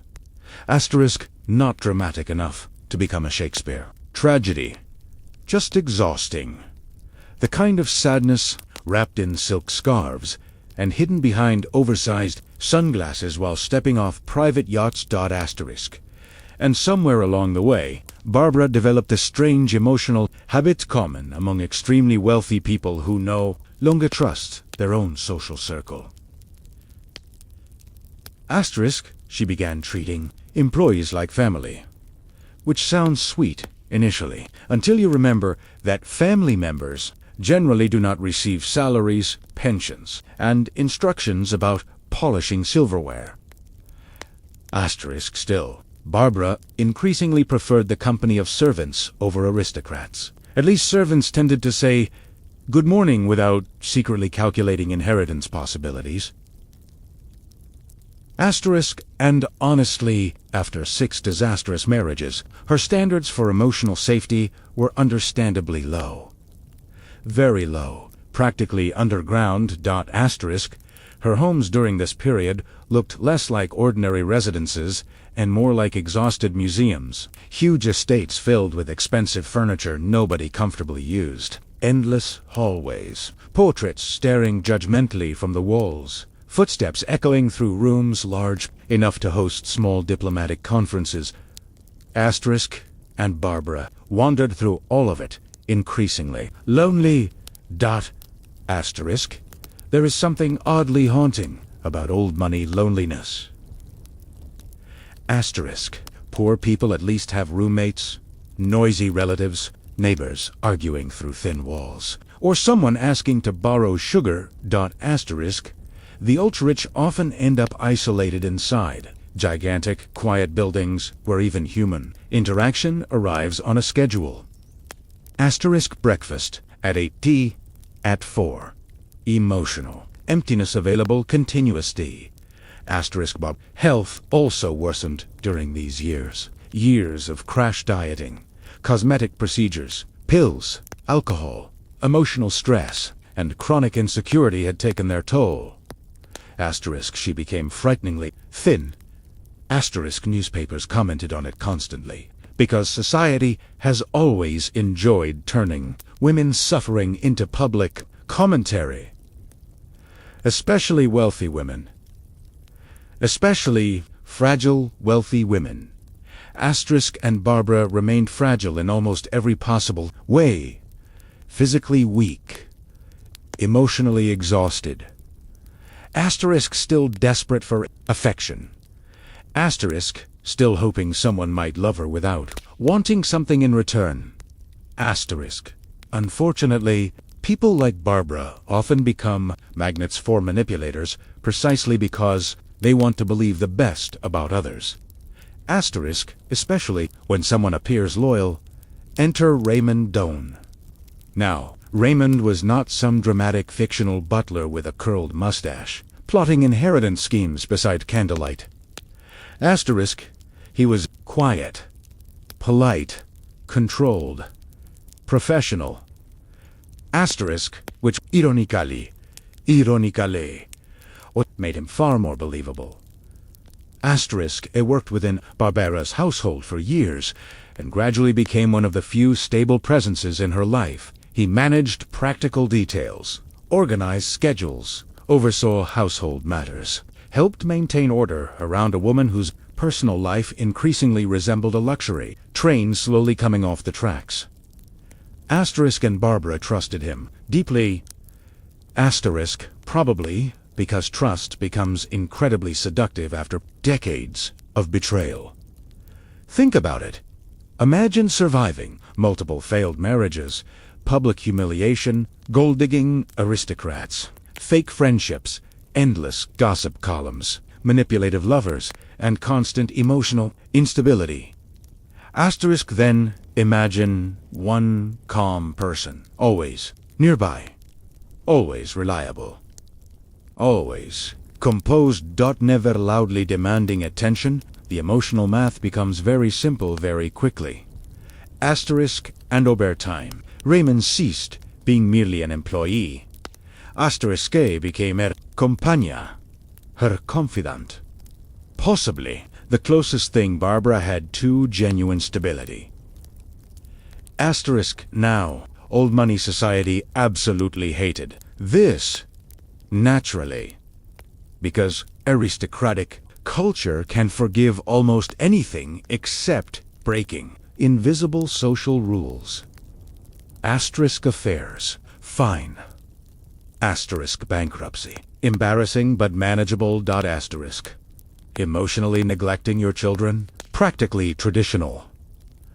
Asterisk. But becoming too emotionally attached to staff. Scandalous. Absolutely intolerable. Asterisk. Because the entire architecture of elite society depended on maintaining strict class boundaries. The rich needed servants nearby at all times, while simultaneously pretending servants did not fully exist as emotional equals. Asterisk. And Barbara kept crossing those boundaries. Asterisk. Partly because she was lonely. Asterisk. Partly because she genuinely disliked many people within her own Social class asterisk, which, honestly, fair enough. Asterisk, by this stage in life, Barbara had already spent fortunes on husbands, companions, luxury goods, and failed attempts at happiness. Her wealth, though still immense by ordinary standards, was shrinking steadily. Asterisk, and the public remained fascinated. Asterisk, there's a peculiar cruelty in how society watches our ICH people fall apart. Asterisk people envy them while simultaneously enjoying every crack in the facade. Asterisk, especially Americans during the 20th century, the country developed a near-religious obsession with wealthy dynasties collapsing dramatically. Asterisk, the Vanderbilts, the Astors, the Whitneys. Asterisk, and of course the Woolworth heiress, wandering through Europe covered in diamonds, while emotionally disintegrating in slow motion. Asterisk, Barbara's spending habits became legendary. Asterisk, she purchased jewelry the way exhausted people buy snacks, at airports, constantly and compulsively. One famous necklace alone reportedly cost millions. She owned pieces associated with French royalty, Russian nobility, and various doomed aristocratic bloodlines whose family trees basically ended in revolutions. Asterisk, which feels symbolically appropriate. Asterisk, Barbara seemed drawn toward beautiful, tragic objects, probably because she recognized something familiar in them. Now, during these years, she also became increasingly dependent on medication, sedatives especially. Asterisk, doctors in the mid-century prescribed pills with astonishing confidence and wildly questionable restraint. Asterisk, anxious, pills. Sad. Pills. Asterisk, can't sleep. Different pills. Asterisk, feeling emotional after your 6th disastrous marriage, while sitting alone inside a mansion full of emotionally cursed jewelry. Excellent news. There was apparently a tablet for that too. Asterisk, and Barbara's dependency deepened. Asterisk, her appearance changed dramatically over time. The once glamorous heiress transformed into a ghost-like figure drifting between luxury hotels, estates, and private suites. Asterisk, people who met her often described her as painfully thin and emotionally distant. Like someone permanently exhausted, which she probably was. And yet, despite all this, Barbara remained strangely hopeful. That's one of the saddest things about her story. She never fully stopped believing love might still rescue her. Asterisk, even after everything, even after decades of evidence suggesting otherwise.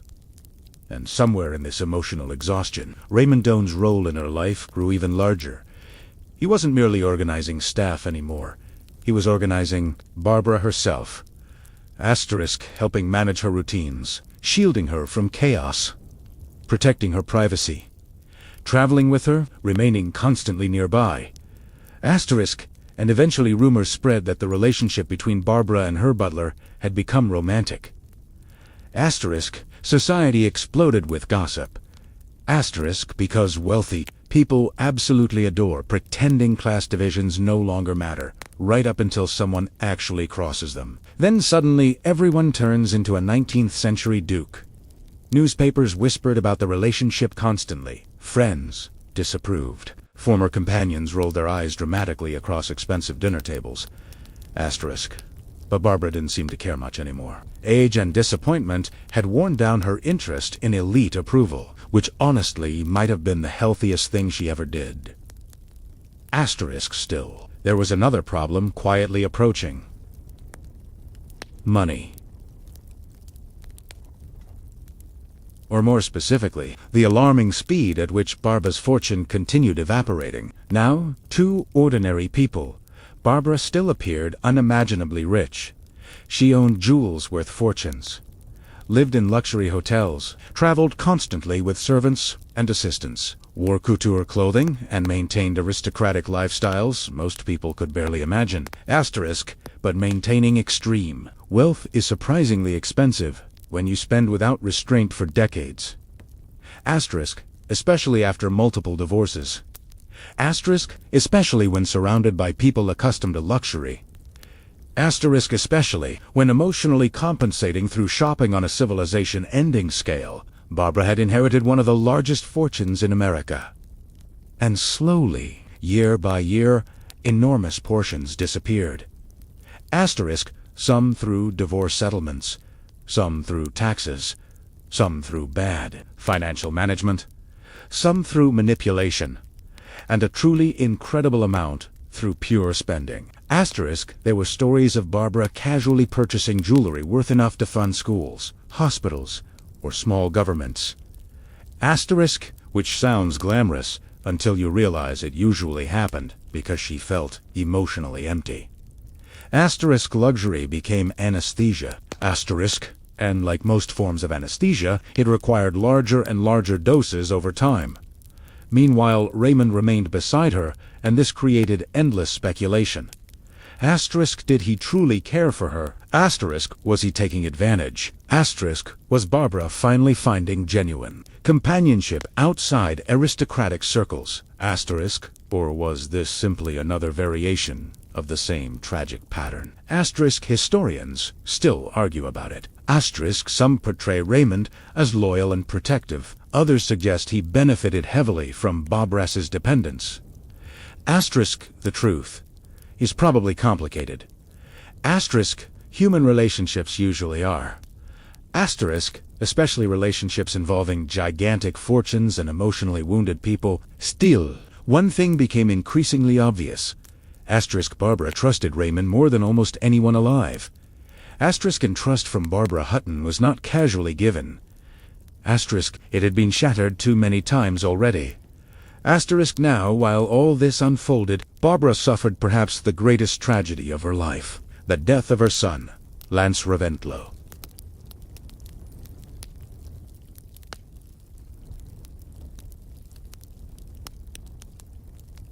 Lance had grown into a handsome, charismatic racing enthusiast and businessman. Their relationship was complicated but deeply important.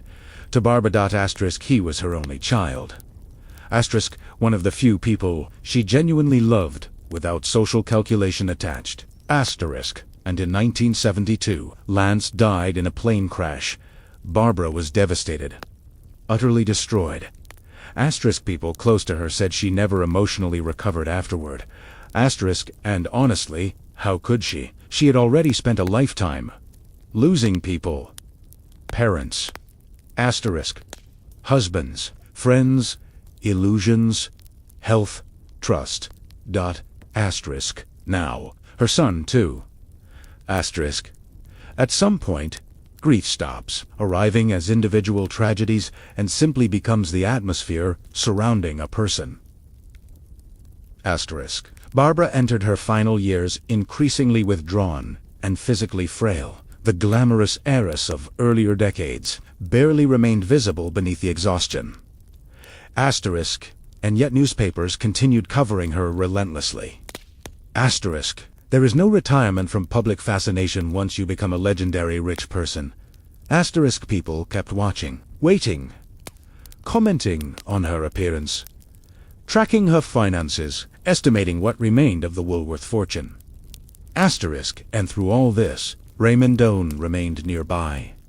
Asterisk, the butler who had somehow become one of the central figures in one of America's strangest aristocratic downfalls. Asterisk, now depending on which accounts you believe, Barbara may have intended to marry him formally. Some sources suggest deep romantic attachment. Others describe something more dependent than romantic.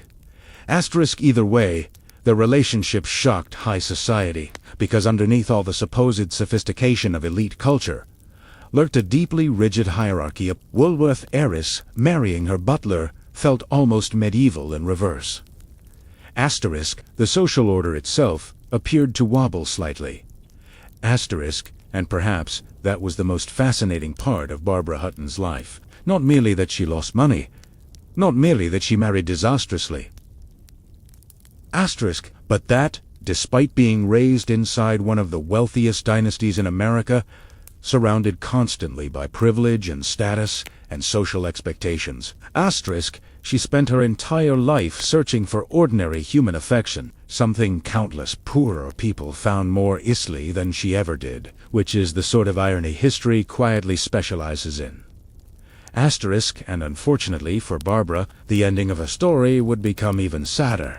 Asterisk, because eventually the money truly began running out. Asterisk, and once enormous fortunes start shrinking, the atmosphere around wealthy people changes with terrifying speed. Asterisk, suddenly old friends disappear.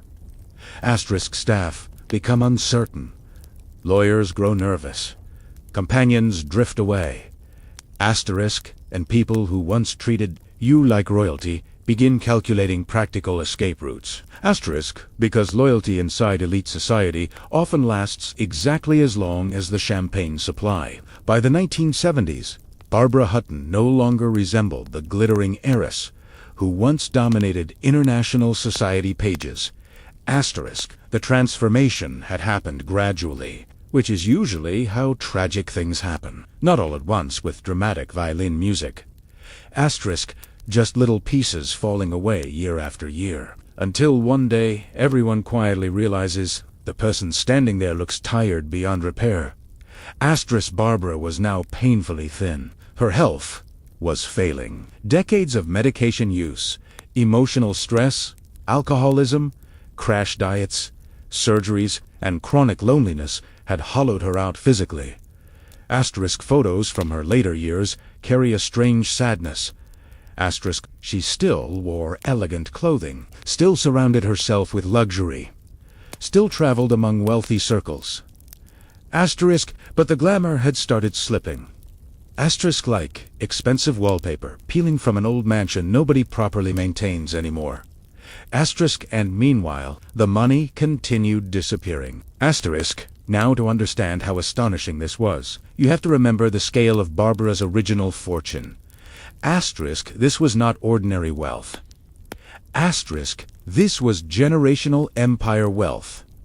Asterisk, the kind large enough to permanently alter family bloodlines for centuries, if handled carefully. But old money has a weakness people rarely discuss. It assumes the money will somehow continue forever, simply because it already exists. Asterisk, which is financially similar to assuming a candle will burn eternally because it looked impressive 10 minutes ago, Barbara spent at levels almost difficult to comprehend. NTD estates, massive jewelry collections, private aircraft. Asterisk, luxury, hotel suites, occupied 4 months. Staff salaries, travel expenses, lavish gifts, divorces. Asterisk, endless maintenance for a lifestyle so enormous it practically functioned as a small kingdom. Asterisk, and perhaps most expensive of all, emotional desperation. Because loneliness costs wealthy people unbelievable amounts of money. Barbara kept trying to purchase versions of safety. A beautiful home would finally make life stable. Asterisk, a husband would finally provide affection. Jewelry would finally make her feel valued. Luxurious environment would finally calm the anxiety. Asterisk, but emotional emptiness behaves like a leaking roof. Asterisk, you can place expensive furniture underneath it forever and still end up soaked. Asterisk, meanwhile, society continued watching her with that peculiar mixture of pity and entertainment reserved for collapsing aristocrats. Asterisk, newspapers called her the poor little rich girl. So often the phrase practically fused with her identity. Asterisk, and it's interesting how differently people treated Barbara compared to wealthy men. Asterisk, when rich men self-destructed through excess, society often called them eccentric, complicated, brilliant, but troubled. Asterisk, when Barbara spiraled emotionally, people described her as fragile, pathetic, foolish. Asterisk, almost childlike. Asterisk, there was always a faintly patronizing tone surrounding coverage of her life, as though the public simultaneously pitied and blamed her for never becoming emotionally indestructible. Asterisk, which would have been difficult for anyone raised the way she was. Remember, Barbara had spent her childhood surrounded by unimaginable privilege and almost no emotional stability whatsoever. Asterisk, That combination creates adults who often struggle to distinguish love from dependency. Asterisk and Barbara repeatedly attached herself to people who seemed capable of rescuing her emotionally, including Raymond Doan. Now by this point, Raymond had become nearly inseparable from Barbara's daily life. He managed practical matters, accompanied her constantly, and occupied a strange role somewhere between servant, companion, protector, and emotional caretaker. The relationship fascinated the public because it violated old social assumptions in such a dramatic way. Woolworth Heiress, emotionally relying on her butler, felt almost like a Victorian novel written after several glasses of wine. Asterisk, but honestly, it also made a certain emotional sense. Asterisk, Barbara had spent decades surrounded by aristocrats, celebrities, financiers, titled husbands, and glamorous opportunists. Most disappointed her. Meanwhile, the butler remained quietly, consistently. Asterisk, which can feel extraordinarily comforting to someone whose entire life has been chaos wrapped in diamonds. Still, the relationship drew criticism from nearly everyone around her. Asterisk friends worried Raymond exercised too much influence. Asterisk others accused him of benefiting financially from Barbara's dependence. Asterisk and some members of elite society simply could not tolerate the collapse of traditional class boundaries. Asterisk because for all their talk about sophistication, many wealthy families remained astonishingly obsessed with status. Asterisk, particularly old money families. New money likes to show wealth. Old money likes to enforce invisible rules. Asterisk and Barbara had spent much of her life violating those rules through sheer emotional exhaustion. Asterisk now, during these later years, Barbara increasingly lived inside luxury hotels rather than permanent homes. Hotels offered privacy, staff, structure, and temporary companionship without emotional intimacy. Asterisk, which suited her life perfectly by then, large suites became her floating little kingdoms of isolation. Servants moved quietly through rooms. Asterisk phones rang constantly. Jewelry remained locked away in cases, and Barbara drifted through it all heavily medicated and emotionally worn down. There's something deeply melancholy about wealthy people aging inside hotels. No roots, no warmth, just elegant temporary spaces cleaned by strangers. Asterisk, the emotional equivalent of living permanently inside an airport lounge. Asterisk, and despite everything, Barbara still chased beauty obsessively. Cosmetic procedures, fashion, jewelry, luxury. Asterisk.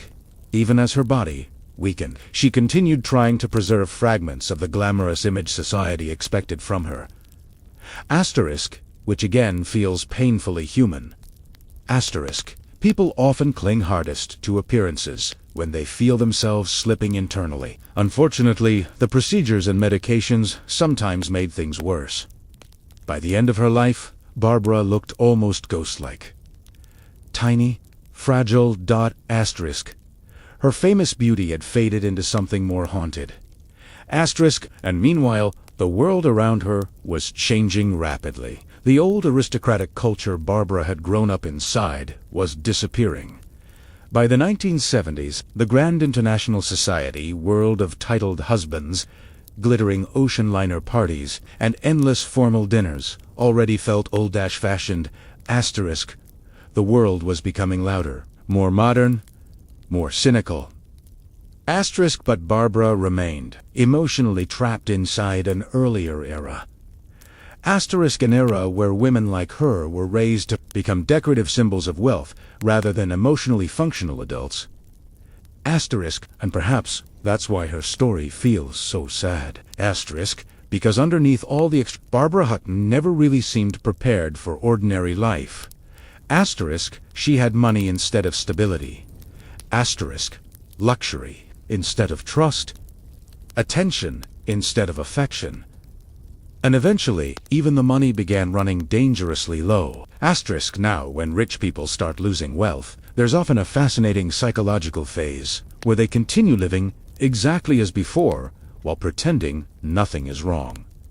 Asterisk, Barbara entered that phase spectacularly.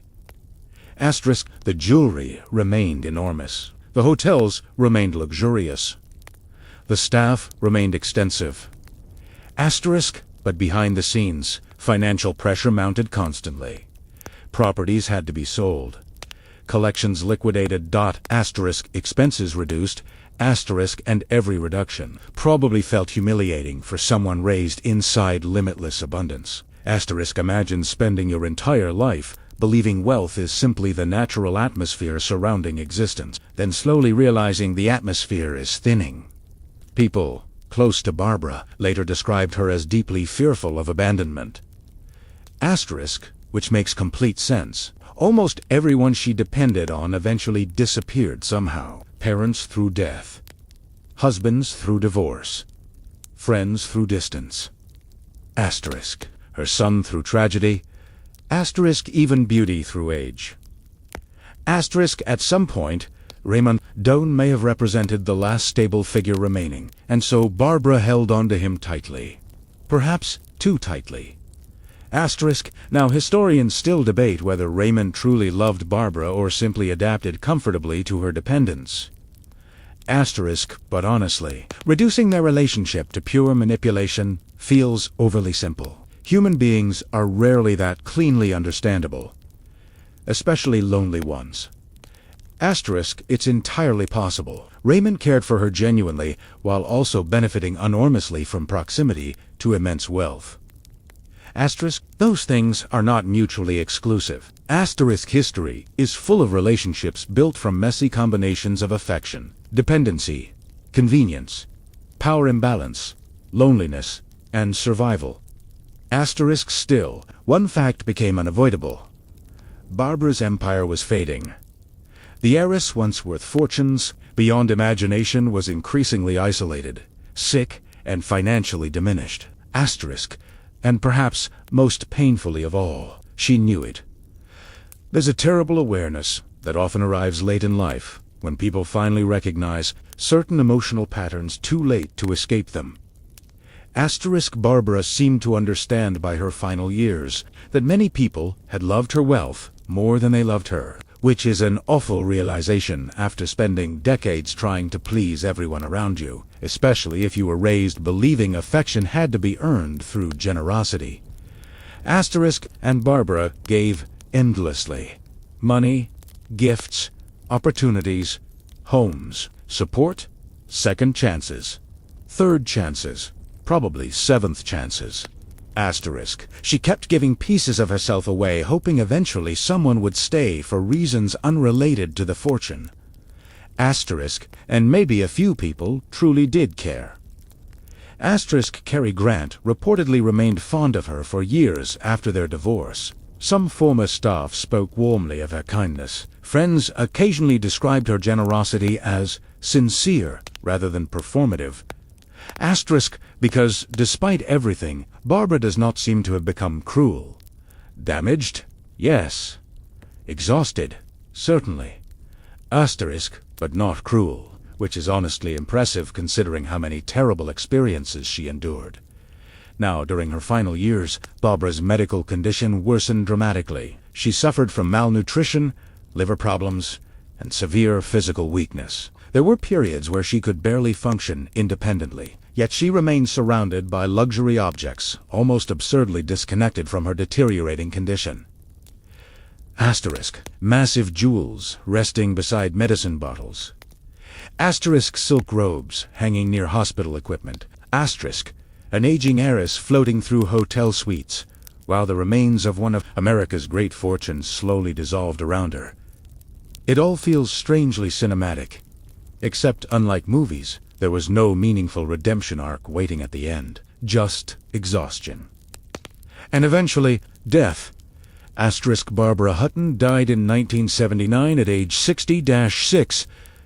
Asterisk, which somehow feels both old and young at the same time. Asterisk, old enough to have suffered greatly. Asterisk, young enough that she probably should have had more peaceful years remaining. At the time of her death, much of the vast Woolworth fortune had vanished. Not entirely, of course.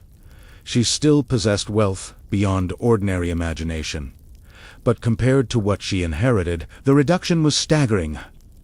Asterisk, and immediately after her death, arguments erupted over her estate. Naturally, because wealthy families treat funerals the way sharks treat blood and water. Lawyers appeared. Claims emerged. Asterisk, questions about influence and inheritance circulated endlessly. Asterisk, and Raymond Doan himself became part of the controversy surrounding Barbara's final years and finances. Asterisk, which only intensified public fascination with the Heiress and Butler story. Asterisk, people love narratives where social hierarchies collapse strangely, especially when enormous fortunes are involved. But maybe the saddest detail about Barbara Hutton's life isn't that she lost money. Not really. Money comes and goes constantly throughout history. Dynasties rise and collapse like tides. No, the truly sad part is how desperately she seemed to want ordinary, emotional security, and how consistently she failed to find it. Asterisk, despite every advantage wealth could provide. Asterisk. And perhaps that is a lesson hidden beneath all the jewels and headlines and disastrous marriages. Asterisk, money can purchase luxury incredibly well.